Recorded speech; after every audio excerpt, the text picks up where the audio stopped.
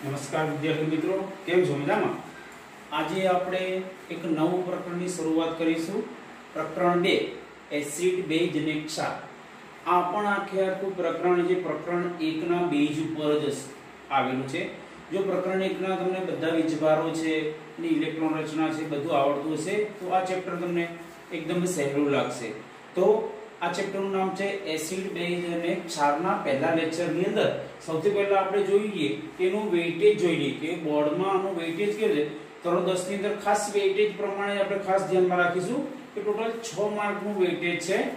એની અંદર ટોટલ એક છે 2 માર્કનો ટૂંકા પ્રશ્ન છે એ સેક્શન A માં પૂછાય છે, જ્યારે 4 માર્કના 2 પ્રશ્ન એટલે કે સેક્શન D ની અંદર એક ખૂબ જ મહત્વનું આ ચેપ્ટર છે કે અથવામાં 2 પ્રશ્ન પૂછાય છે અને 2 માંથી 1 લખવાનો છે. એટલે ઇનડાયરેક્ટલી જોઈએ તો આ ચેપ્ટર 10 માર્કનું ગણાય, પણ અથવા આપણે ના ગણીએ તો ટોટલ 6 માર્કનું 2 + 4 એમાં પણ 4 માં અથવામાં તો માર્કની દ્રષ્ટિએ પણ મહત્વનું છે. 11-12 ની દ્રષ્ટિએ પણ આ ચેપ્ટર ખૂબ મહત્વનું છે અને આનો આપણે બેઝ પણ આગળના ધોરણમાં શીખી ગયા છે કે એસિડ, બેઝ અને ક્ષાર. તો આપણે સૌથી પહેલા એ જાણીએ છીએ કે આગલા ધોરણમાં આપણે એમ શીખી ગયા કે એસિડ એટલે આપણે એમ જાણતા હતા કે સ્વાદે ખાટા હોય, બેઝ તો સ્વાદે કેવા હોય, તુરા હોય, અને ક્ષાર તરીકે આપણે સૌથી મોટો ક્ષાર તરીકે સોડિયમ ક્લોરાઇડ કે જે સમુદ્રમાંથી પ્રાપ્ત થાય છે એનું આપણે અત્યાર સુધી આપણે જ્ઞાન હતું. અહીંથી આપણે થોડું વધારે જ્ઞાન પ્રાપ્ત કરીશું કે એસિડ તો એનો એક પહેલો ગુણધર્મ એ થશે કે એ સ્વાદે કેવા હોય છે, ખાટા હોય છે, પહેલો જ ગુણધર્મ છે. બીજું છે અહીંયા આવશે કે એ ભૂરા લિટમસ પત્રને લાલ બનાવે છે, એટલે શોર્ટમાં આપણે લઈશું કે ભૂલા. એટલે કે કોઈ પણ આપણે દ્રાવણ લઈએ, આંબલીનું દ્રાવણ લઈએ, એ દ્રાવણની અંદર ભૂરું લિટમસ પત્ર ડુબાડીએ તો તરત જ એનો રંગ કેવો થઈ જાય, લાલ થઈ જાય. એ પણ આપણે પ્રયોગશાળામાં કરવાના છીએ એટલે આપણને વધુ મહાવરો થશે કે કેવી રીતના ભૂરા લિટમસ પત્રને લાલ બનાવે છે. બીજો મહત્વનો ગુણ છે કે H+ આયન ઉત્પન્ન કરે, સો એસિડ તરીકે ઓળખવામાં આવે છે. બીજું છે કે જેની pH છે, આ ચેપ્ટરનો એક મહત્વનો મુદ્દો છે કે દરેક દ્રાવણની pH હોય, આપણા મોંના લાળની પણ pH છે, લોહીની પણ pH આવેલી છે. તે આગળનો ટોપિક આવશે તો આપણે જોઈએ છે કે એ pH છે, pH નો ગાળો 0 થી 7 આવેલો હોય છે. 0 થી 7 ને આપણે બરોબર સમજી લઈએ કે 0 થી 7 ની અંદર આખું ઇન્ડિકેટર છે, 0 થી વચ્ચે 7, અહીંયા 14. જેમ જેમ pH નું મૂલ્ય ઓછું એમ એ દ્રાવણ કેવું છે, વધુ એસિડિક હોય છે. જેમ કે આપણે ઉદાહરણ લઈએ કે એક દ્રાવણની pH 6 છે, બીજા દ્રાવણની pH 5 છે, તો કયું દ્રાવણ વધુ એસિડિક છે કે જેની pH નું મૂલ્ય ઓછું છે એ દ્રાવણ કેવું તો વધુ એસિડિક છે. જેમ જેમ pH ઘટે 0.5 હોય સૌથી વધારે એસિડિક હોય એકની કમ્પેરિઝનમાં, pH નું મૂલ્ય ઘટે એમ એ દ્રાવણની pH નું મૂલ્ય વધારે જોવા મળે છે, એટલે કે વધુ એસિડિક દ્રાવણ જોવા મળે છે. સાથે આઈને અટકી જાય એટલે દ્રાવણ કેટલું તટસ્થ થઈ જાય કે ના એસિડ ગણાય ના બેઝ ગણાય. હવે pH વત્તા pH નો ગાળો આપણી પાસે ટોટલ 14 છે. વિચારજો, pH નું મૂલ્ય છે 7 થી ઓછું, 7 થઈ જાય તો તટસ્થ થઈ જાય. જેમ જેમ pH નું મૂલ્ય ઘટે છે એમ એમ એ દ્રાવણનું વધુ એસિડિકતાનું ગુણધર્મ ધરાવે છે. હવે કોઈ પણ દ્રાવણનું જે pH નું મૂલ્ય વધે છે, 7 કરતા વધુ છે અને આપણે સાંકેતિક રીતે pH < 7 એટલે કે pH નું મૂલ્ય 7 કરતા ઓછું, pOH < 7 એટલે કે pOH 7 કરતા વધારે હોય. કેમ સિમ્પલ આપણે જોઈએ, એક દ્રાવણની pH આપણી પાસે 6 છે,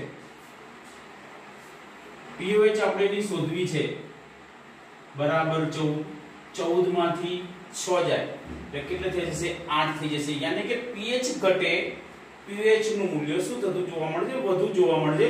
એ આપણે આ સૂત્ર પર આધારિત છે.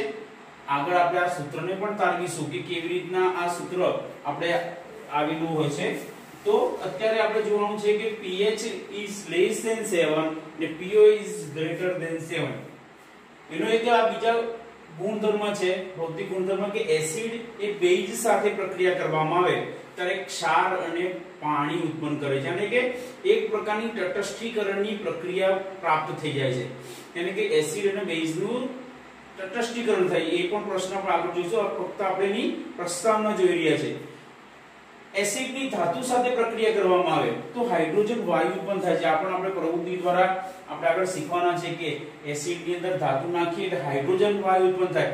તો ખબર કેવી રીતે આપણે કે હાઇડ્રોજન વાયુ ઉત્પન્ન થાય? ત્યાં આગળ સળગતી મીણબત્તી રાખવામાં આવે તો મીણબત્તી ધડાકા સાથે સળગે છે, તેથી આપણે કહી શકાય કે એ હાઇડ્રોજન વાયુ ઉત્પન્ન થતો જોવા મળે છે.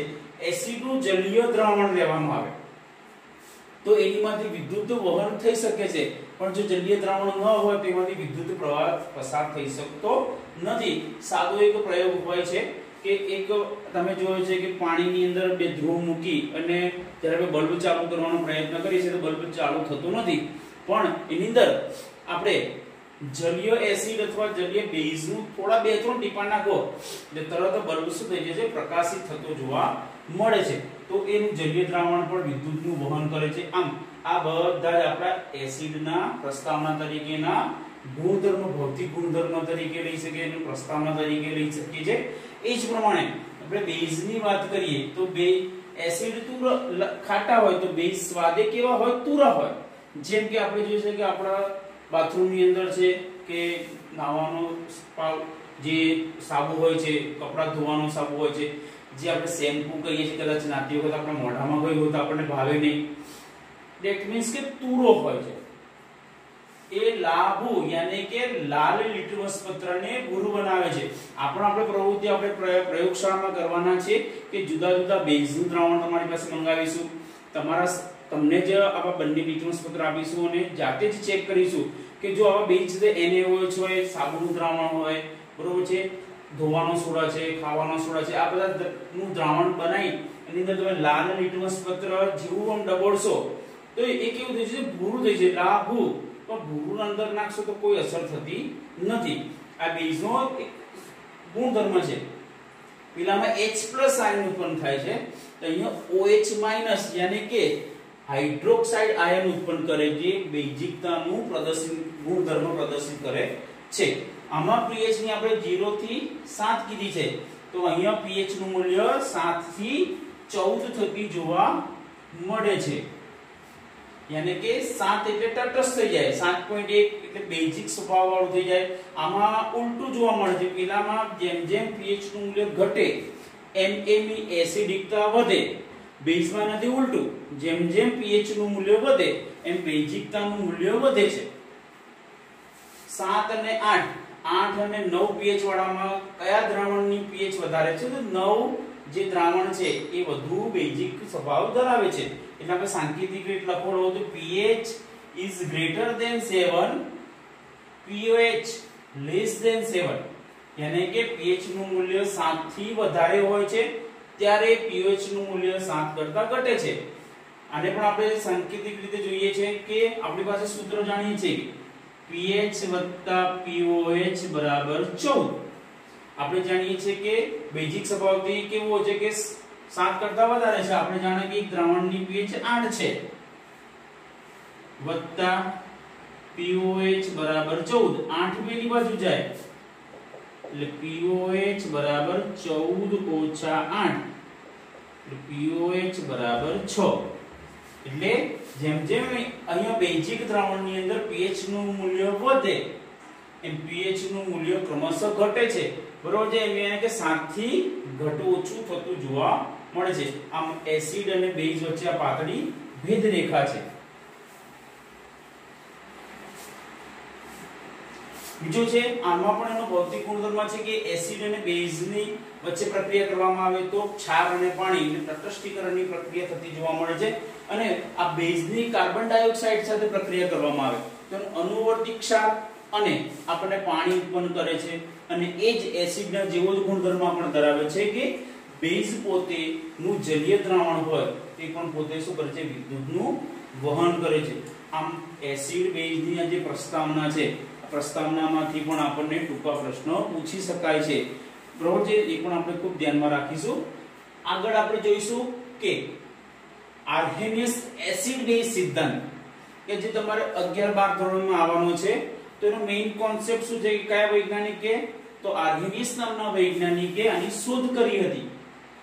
એનો મેઇન કોન્સેપ્ટ છે કે જે એસિડ તેના જલીય દ્રાવણમાં, આ શબ્દ પર ધ્યાન આપજો, જે એસિડ તેના જલીય દ્રાવણમાં H+ આયન ઉત્પન્ન કરે, સો આર્હેનિયસ એસિડ, અને જે દ્રાવણ તેના જલીય દ્રાવણમાં OH- આયન ઉત્પન્ન કરે તો તેને આર્હેનિયસ બેઝ તરીકે ઓળખવામાં આવે છે.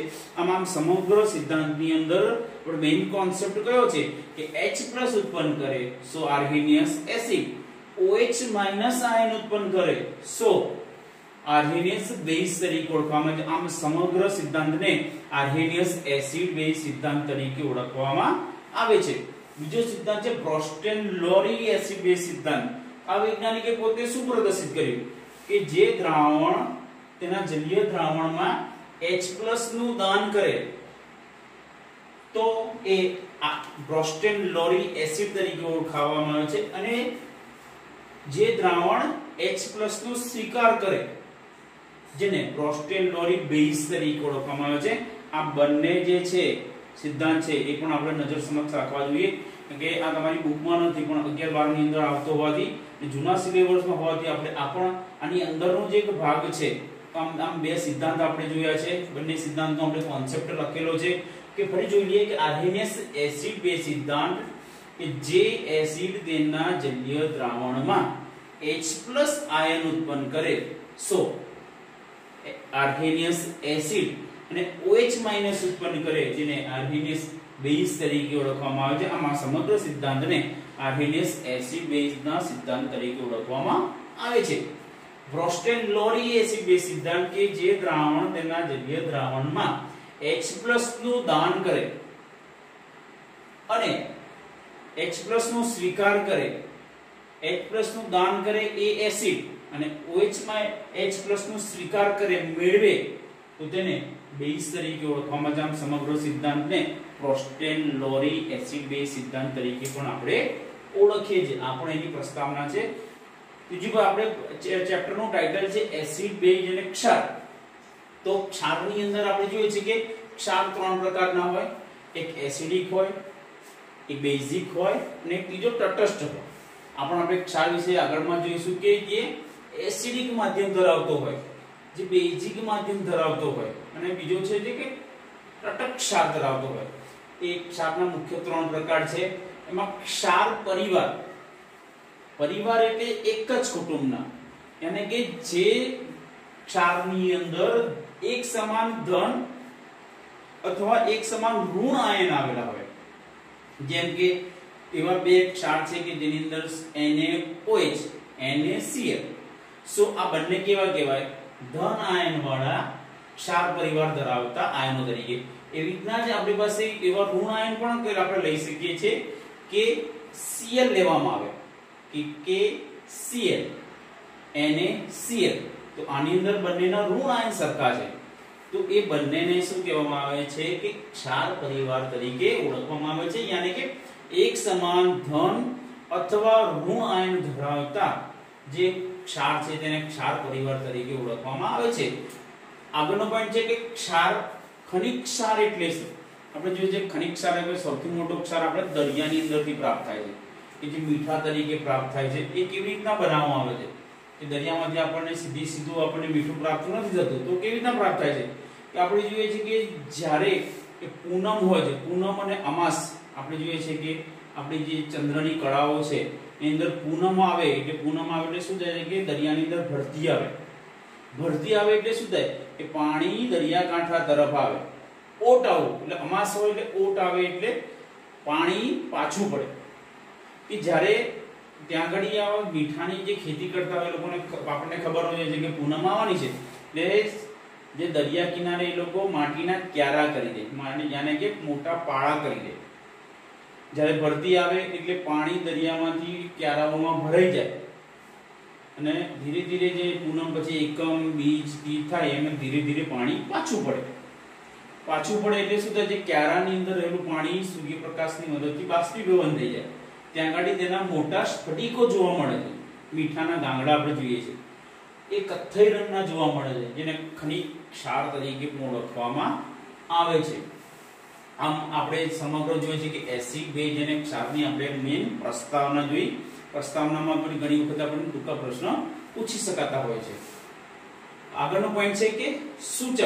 તો સૂચક એટલે શું? આ તમારા માટે નવો શબ્દ છે.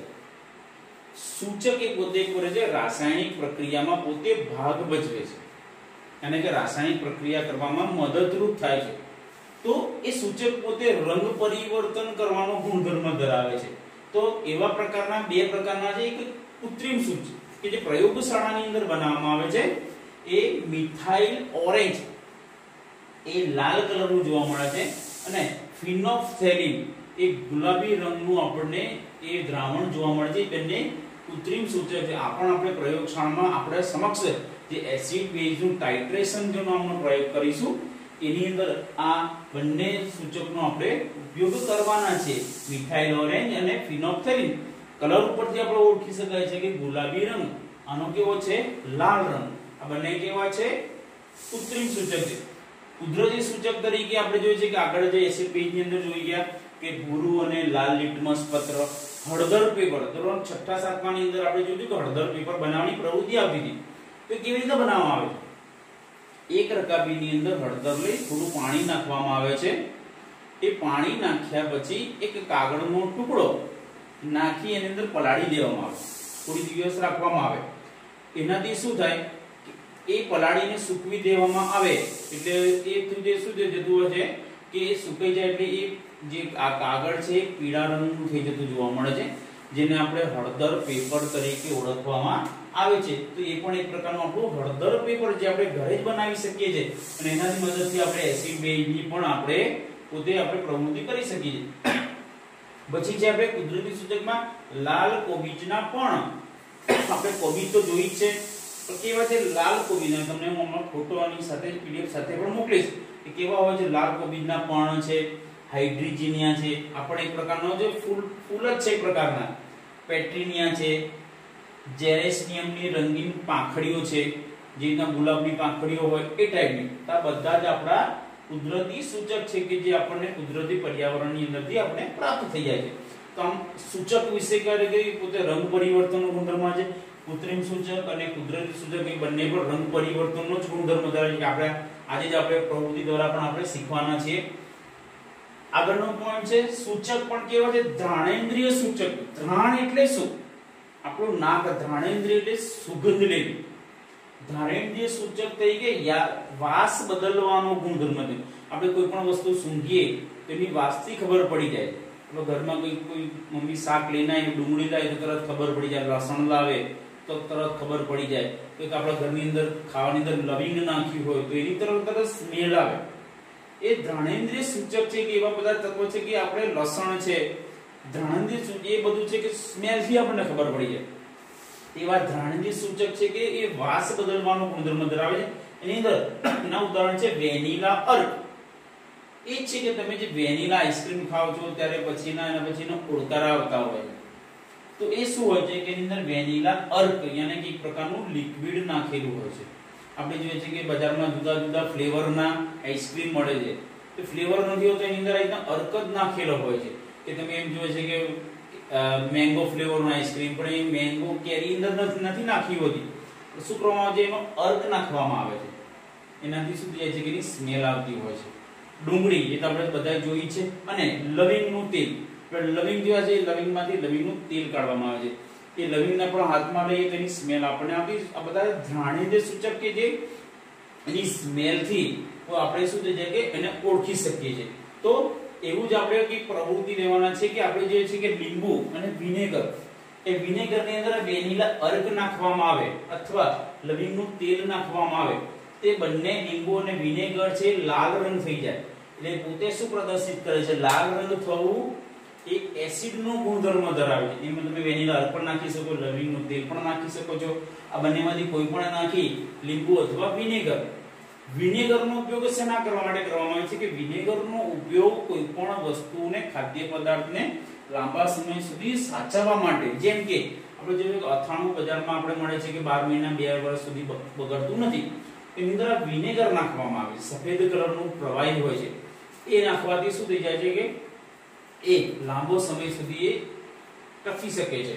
તો અને બીજું છે સોડાનું પાણી, બેકિંગ સોડા. આ બંનેના દ્રાવણની અંદર વેનીલા અર્ક અથવા લવિંગનું તેલ નાખો, તે પોતે વાદળી રંગ કરી દેતું હોય છે. તે વાદળી રંગ પોતે શું પ્રદર્શિત કરે છે કે આ બંને દ્રાવણો કેવા છે, બેઝિક સ્વભાવ ધરાવે છે. આ પણ તમે ટૂંકા પ્રશ્નમાં પૂછી શકાય છે. આમ આજની જે પ્રસ્તાવના છે એ પ્રસ્તાવની અંદર ઘણા બધા આપણને ટૂંકા પ્રશ્ન પૂછી શકાય છે. તો આજે આપણે શું જોયું કે એસિડના ગુણધર્મો જોયા, બેઝિકના ગુણધર્મો જોયા, ક્ષાર જોયા, સૂચકની અંદર કુદરતી સૂચક, કૃત્રિમ સૂચક, દ્રાવણેન્દ્રિય સૂચક અને એની ઉપરની એક પ્રવૃત્તિ પણ જોઈ. તો વિદ્યાર્થી મિત્રો આ પણ ખૂબ જ મહત્વનું લખાણ છે. તો વિડિયોને પોઝ કરી અને આનું આ નોટમાં લખવાનો પણ આગ્રહ રાખો કે જેથી તમારે એમાંથી ટૂંકા પ્રશ્ન પૂછાય તો આપણે લખી શકીશું. તો આજે આનાથી આપણે એક સ્ટેપ આગળ જઈએ કે એસિડ બેઝ આપણે જે જોયા કે ભૂરું લિટમસ પત્ર, લાલ લિટમસ પત્ર, જ્યાં ફિનોલ્ફથેલિન જોયું, મિથાઇલ ઓરેન્જ જોયા, એ પોતે કેવી રીતના આપણને પ્રદર્શિત કરે છે કે એસિડ છે કે બેઝ, એની એક આપણે પ્રવૃત્તિ જોઈશું આપણે.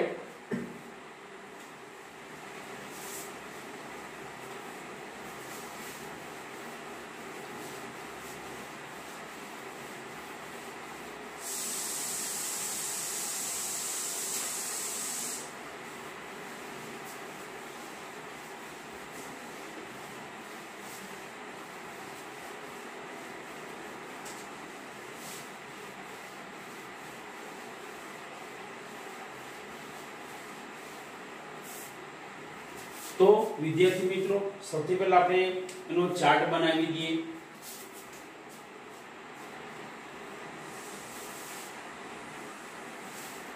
એક આપણે અહીંયા એસિડ કે બેઝ કોઈ પણ એક દ્રાવણ લેવાનું. અહીંયા આપણે લાલ લિટમસ પત્ર,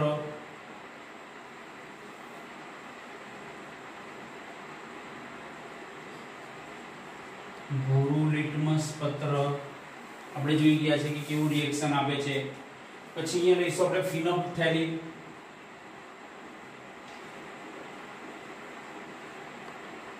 કે કેવા રંગનું છે, ગુલાબી રંગનું.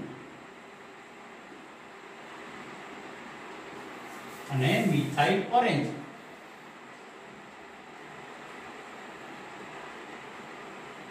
કે જે લાલ રંગનું જોવા મળે છે. તો આની આપણે પ્રવૃત્તિ કરીશું કે ત્રણે ત્રણ આની આ પ્રવૃત્તિ પ્રયોગશાળામાં પણ કરવાની છે. તો અહીંથી બરોબર ધ્યાન આપજો કે એ વખતે તમે સરળતાથી આપણે કરી શકે. એસિડ, તો એસિડ તરીકે આપણે HCl લઈ શકાય, હાઇડ્રોક્લોરિક એસિડ, H2SO4 લઈ શકાય, sulphuric acid, HNO3 nitric acid. આ ત્રણ પ્રબળ એસિડ છે, આગળ આપણે શીખવાના છે. Ca3COOH acetic acid. આ બધા જ એસિડ છે. એસિડિક એસિડ કેવો છે, નિર્બળ એસિડ છે, એ પણ આગળ આપણે જોવાના છે. તો આપણે મેઈન કોન્સેપ્ટ છે એસિડ છે એ ભૂરા લિટમસ પત્રને લાલ બનાવશે. એટલે આ બધા દ્રાવણની અંદર આપણે લાલ લિટમસ પત્ર નાખીશું તો કોઈ પણ રંગ પરિવર્તન થતો નથી. યાને કે લાલ લિટમસ પત્ર લાલ જ રહે છે. એટલે આપણને લાલ જ રહે એટલે આપણને એમ થઈ જાય કે બેઝ તો નથી, 50% આપણને ખબર પડી જાય કે એસિડ છે. તો એને કન્ફર્મ કરવા માટે આપણે શું કરવું પડે, આપણે ભૂરું લિટમસ પત્ર લેવાનું. ભૂરું લિટમસ પત્ર જેવું બંને કોઈ પણ દ્રાવણમાં નાખીશું તો તરત જ ભૂરું લિટમસ પત્ર કેવું થઈ જશે, લાલ રંગ બનાવે છે.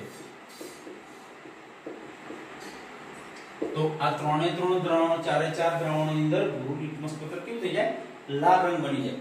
હવે એક ટેસ્ટ ટ્યુબની અંદર આ ત્રણમાંથી ચારમાંથી કોઈ પણ એક દ્રાવણ લેવાનું, ફિનોલ્ફથેલિન નાખવાનું. આપણે જે કે ફિનોલ્ફથેલિન નાખો એટલે શું થઈ જાય કે ફિનોલ્ફથેલિનનો રંગ ગુલાબી છે.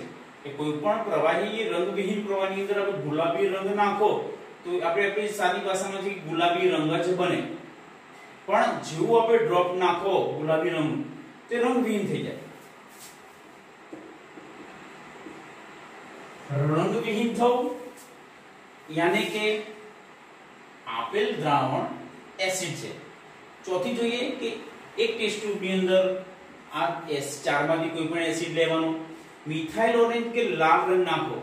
લાલ રંગ નાખો એટલે લાલ રંગ જો દૂર થઈ જાય તો બેઝ થઈ જાય, પણ લાલ રંગનું આખું દ્રાવણ કેવું થઈ જાય? લાલ રંગ થવું. તો પોતે શું કરે છે કે એક પ્રસ્થાપિત કરે છે આપેલ દ્રાવણ એસિડ છે. આમ ચારે ચાર પ્રવૃત્તિ દ્વારા આપણે કન્ફર્મેશન કરી શકીએ છીએ. ફરી જોઈએ, લાલ લીટમસ પત્ર નાખો, કોઈ અસર થતી નથી એટલે આપણને 50% ખબર પડી જાય કે એસિડ જ છે. ભૂરું નાખો એટલે આપણે 100% ખબર પડી જાય કે ભૂરું લીટમસ પત્ર લાલ બની જાય, સો એસિડ. ફિનોપ્થેલિન નાખો, ગુલાબી રંગ છે, ગુલાબી રંગ દૂર થઈ જાય, સો એસિડ. અને મિથાઇલ ઓરેન્જ નો લાલ રંગ યથાવત રહે છે, તો આપણે કહી શકીએ છીએ કે આપેલ જે ટેસ્ટ ટ્યુબમાં દ્રાવણ છે કેવું છે? બેઝિક એસિડિક સ્વભાવ ધરાવે છે. આપણે પ્રસ્થાપિત કરી શકીએ છીએ. એવી રીતના આપણે બેઝિક દ્રાવણમાંથી કોઈ પણ લઈ શકીએ. NaOH આપણે નામ જાણીએ કે sodium hydroxide, KOH potassium hydroxide, calcium hydroxide. જેના જોઈએ પાછો આગળ શીખીએ CaOH ટ્વાઇસ. અને આપણે વિચાર કરો આમાં +2 હોય અને -1. અહીંયા કોઈ NaOH માં KOH માં 2 નથી, કોઈ બે નથી, એટલે શું થાય કે ત્યાં એક એક હોય, બે બે હોય, 3 હોય. આપણે પાછા નિયમો અહીંયા પણ લાગુ પડે છે. NH4OH ammonium hydroxide. આવા બેઝિક સ્વભાવ ધરાવતા આપણા આ દ્રાવણો છે. એ દ્રાવણની અંદર આપણે જેવું સૌથી પહેલા આપણે લાલ લીટમસ પત્ર નાખીએ એટલે તરત જ કેવું બની જાય? આપણે ભૂરું બનાવે. ભૂરું બની જાય એટલે આપણે થઈ જાય કે કેવો સ્વભાવ ધરાવે છે? બેઝિક સ્વભાવ ધરાવે છે. આપણે ભૂરું લીટમસ પત્ર લઈએ તો રંગ પરિવર્તન થતો નથી, યાને કે ભૂરું લીટમસ પત્ર ભૂરું જ રહે છે. ફિનોપ્થેલિન નું દ્રાવણ નામ. આ ટેસ્ટ ટ્યુબની અંદર 4 માંથી કોઈ પણ એક દ્રાવણ લઈ અને ફિનોપ્થેલિન નું નાખો. ફિનોપ્થેલિન આપણે જાય કે ગુલાબી રંગ છે, જેવું નાખો તો ગુલાબી રંગ જ રહે. તો એ પોતે શું કરે છે કે આપણે ઇનડાયરેક્ટલી પ્રદર્શિત કરે છે કે આપેલ ટેસ્ટ ટ્યુબમાં બેઝિક સ્વભાવ ધરાવતું દ્રાવણ છે. બીજી પ્રવૃત્તિ કરીએ કે મિથાઇલ ઓરેન્જ કે જે લાલ રંગનું છે, જેવું નાખો લાલ રંગ થવો જોઈએ, પણ તરત જ આપણને રંગવિહીન થઈ જાય, તો એ આપેલ ટેસ્ટ ટ્યુબમાં જે દ્રાવણ છે બેઝિક સ્વભાવ ધરાવતું દ્રાવણ છે, એ આપણે પ્રસ્થાપિત કરી શકાય. આમ પ્રવૃત્તિ છે, પ્રવૃત્તિમાંથી પણ આપણને ટૂંકા પ્રશ્ન પૂછી શકાય છે. તો આમ એસિડ બેઝની આપણે પ્રવૃત્તિ નંબર 2.1 છે એ આપણે અહીંયા જોઈ. હવે આપણે જોઈએ છે કે પ્રવૃત્તિ 2.2 જોઈશું.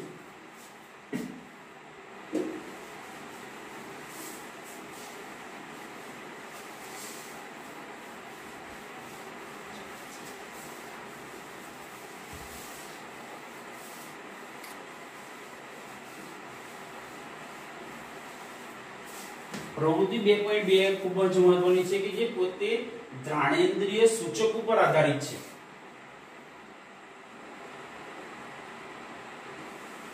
આ પણ પ્રવૃત્તિ તમે ધારો તો તમારા ઘરે કરી શકો છો. આપણે પેલા એનો કોન્સેપ્ટ સમજી લઈએ. તો આપણે એક ડુંગળીનો ટુકડો લેવાનો, એની અંદર 2 કાપડના ટુકડા લેવાના.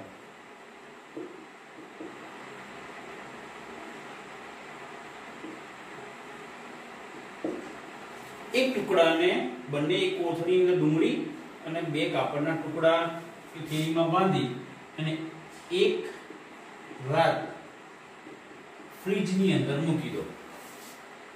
એટલે આપણા સામાન્ય લોજિક પ્રમાણે થાય શું? હા, જેવો બીજા દિવસે આપણે કોથળી ખોલીશું તો આ બંને જે કાપડના ટુકડા છે એની અંદર ડુંગળીની સ્મેલ આવી જશે.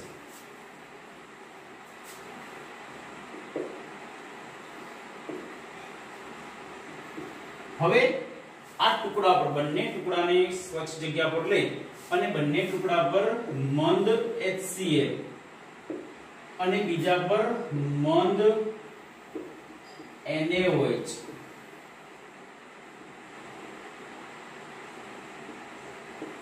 નું એક એક ટીપું નાખવામાં આવે. આના પર બે કાપડ પર અલગ અલગ નાખવામાં આવે અને ફરી પાછીની સ્મેલ કરો તો શું થશે કે એ બંનેની જે ડુંગળીની વાસ છે એ વાસ દરેકની અંદર આવશે.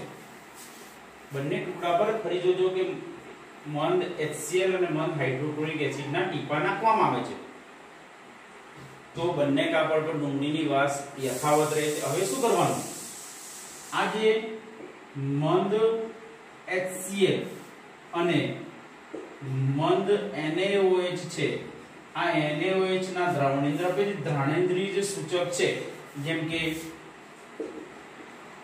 વેનીલાનો અર્ક છે,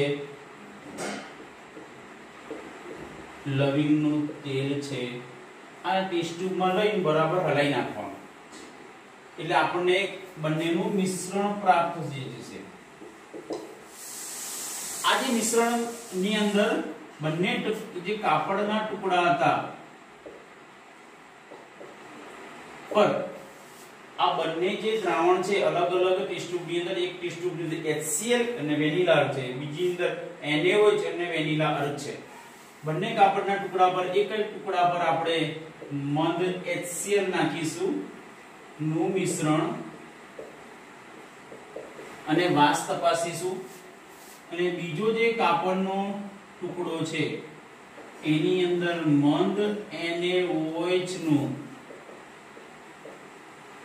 મિશ્રણ લેવામાં આવશે અને પછી આપણે એની વાસ ચેક કરવાની. તો થશે શું કે જેવો આ કાપડના ટુકડા પર કે જે બંને કાપડ ઉપર ડુંગળીની સ્મેલ ધરાવે છે એની અંદર HCl ને